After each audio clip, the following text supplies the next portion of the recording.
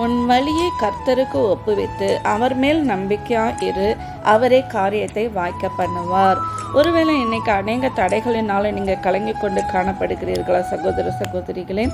அது எந்த காரியமாக இருக்கலாம். வேலை காரியமோ, திருமண காரியமோ, குழந்தை காரியமா, வீடு வாங்குகிற கட்டுகிற காரியமா, இப்படி எதை எடுத்தாலும் தடையாக இருக்கிறது. எப்பொழுதுதான் என் காரியம் வாய்க்கும் என்று கலங்கி கொண்டு காணப்படுகிறீர்களா?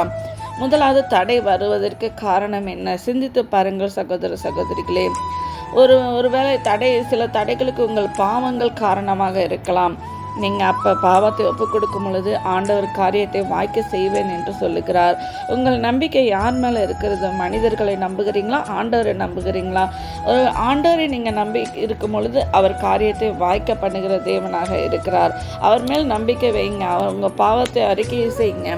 அறிக்கை செய்து மனம் திரும்பும் பொழுது அவர் உங்கள் பாவத்திலிருந்து விடுதலை கொடுத்து உங்கள் காரியங்களை வாய்க்க செய்ய வல்லமையுள்ள தேவனாக இருக்கிறார். நீங்கள் விசுவாசித்தால் இன்றே அந்த காரியம் வாய்ப்பதை காண்பீர்கள்.